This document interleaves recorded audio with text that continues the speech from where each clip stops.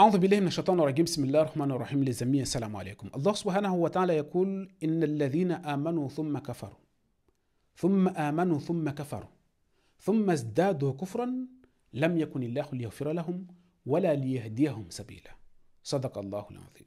Ceux qui ont mis en œuvre le dépôt confié, ceux qui ont porté la foi, puis l'ont régné, puis ont porté la foi, puis l'ont régné, mais ensuite ont accru le régnement, Allah ne les a jamais couverts, ni ne leur a montré le chemin de la guidance. Ces versets sont clairs et nets, mais certains muhaddithines ne sont pas d'accord avec ces versets. Et pour cela, ils ont attribué un récit au messager d'Allah qui vient annuler ces versets. Man baddala dinahu faqtuluhu. Celui qui a changé de religion, tuez-le. De nouveau, Allah subhanahu wa ta'ala yaqul faman sha'a falyu'min wa man sha'a falyakfur. Celui qui a voulu qu'il porte la foi, c'est son choix, et celui qui a voulu qu'il règne. Ils ne sont pas encore d'accord avec ces versets. Man baddala dinahu faqtuluhu. Celui qui a changé de religion, tuez-le.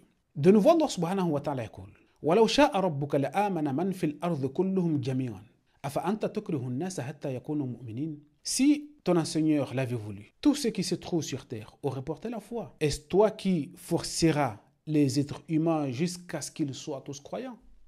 Non, ça ne marche pas comme ça. Mais visiblement, ils ne sont pas d'accord encore avec ces versets. Man baddala dinahu faqtuluhu. Celui qui a changé de religion, tuez-le. L'ordre est de tuer, tuer, tuer, tuer. Alors qu'Allah subhanahu wa ta'ala n'a pas ordonné des sanctions à la personne qui a choisi de régner sa foi publiquement ou éventuellement changer de dogme. Il ne faut pas le tuer. Parce que c'est la liberté de conscience. Celui qui veut qu'il porte la foi ou celui qui veut qu'il ne le porte pas. Allah ne force à personne. Et par conséquent, il vous a ordonné de ne forcer à personne de porter ou non la foi. Donc on constate à partir de cela que l'idée de tuer l'apostat, tuer celui qui a régné sa foi, c'est ni plus ni moins qu'un outil politique. C'est plus politique que religieux. Et c'est aussi un moyen pur et simple d'abroger l'esprit critique. Parce que imaginez si vous avez des opinions différentes, des pensées différentes, contre les institutions, contre les maîtres spirituels qui sont autoproclamés savants. Si vous avez des pensées contraires ou des pensées autres que les leurs, à ce moment-là, ils vont vous déclarer apostat. Vous avez régné votre foi. Parce que vous remettez en cause les idées de l'islam. Parce que vous remettez en cause l'islam. Non, on remet en cause. Ou la personne remet en cause avant tout les opinions. Chacun a ses opinions. Donc l'apostasie est un moyen qui est utilisé pour abroger l'esprit critique. Vous n'avez pas à critiquer ou vous n'avez pas à penser autrement. Et ces personnes qui veulent à tout prix tuer celui qui est considéré comme apostat, celui qui a changé de religion, au nom d'Allah, ils estiment Dieu incapable de faire prévaloir sa volonté sans eux. Donc qu'est-ce qu'ils vont faire? Ils vont juger à la place d'Allah. Ils vont ordonner à la place d'Allah. Ils vont tout faire à la place d'Allah parce que selon eux, Dieu n'est pas capable de faire prévaloir sa volonté. Alors, ils vont le faire eux-mêmes. Et si nous allons un peu plus loin, nous intéresser de ce qu'a dit le Coran par rapport à ces sujets, par rapport à l'apostasie. Le terme utilisé dans le Coran pour désigner celui qui a régné sa foi ou celui qui s'est retourné sur ses pas, c'est le terme radd. Mais ce que le savant ne tient pas compte ou ce qu'ils ont omis volontairement, c'est l'absence de sanctions pour la personne qui a régné sa foi.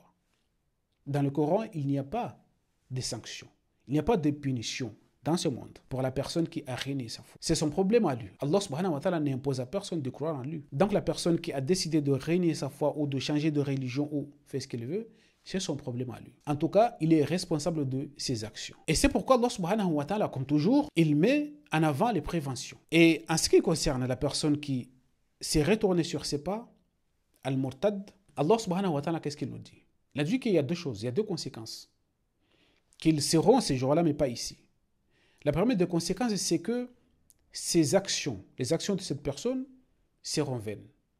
Et deuxièmement, il sera parmi les autres de l'enfer. Allah subhanahu wa ta'ala yaqul وَمَنْ يَرْتَدَّ مِنْكُمْ عَنْ دِينِهِ فَيَمُتْ وَهُوَ كَافِرٌ فَأُولَئِكَ حَبِطَتْ أَعْمَالُهُمْ فِي الدُّنْيا وَالْآخِرَةِ وَأُولَئِكَ أَصْحَابُ النَّارِ هُمْ فِيهَا خَالِدُونَ. Celui d'entre vous qui a régné sa religion ou qui s'est retourné contre sa religion et qu'il meurt. Écoutez bien le terme, fayamut. Le terme c'est mourir mais pas tuer. Fayamut wa huwa kafirun. Et qu'il meurt en étant toujours dans cet état de reniement, meurt en étant kafir, dans ce cas-là, ces personnes-là verront leurs actions. Habitat a'maluhum fi dunya wal akhirat.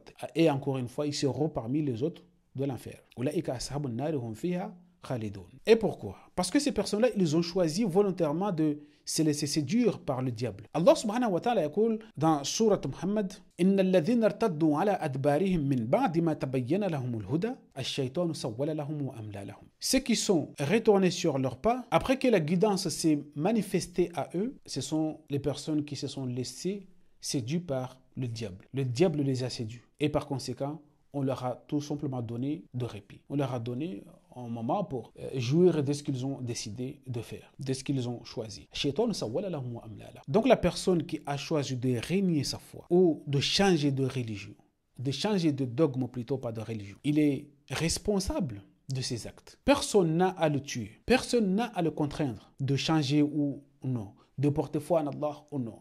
Non, c'est la liberté de conscience qui est défendue dans le Coran. C'est son droit à lui de changer ou non de religion. On se demande alors, toutes ces personnes qui veulent à tout prix tuer. Le mot d'ordre, c'est tuer, tuer, tuer. Celui qui a changé de religion, tuez-le. Celui qui ne fait pas la salat, tuez-le. Celui qui... Il n'y a que ça chez certaines personnes, c'est de tuer. Alors qu'Allah subhanahu wa ta'ala a dit que s'il avait voulu, tous ceux qui sont sur terre auraient porté la foi, auraient été des croyants. Mais il n'a pas voulu.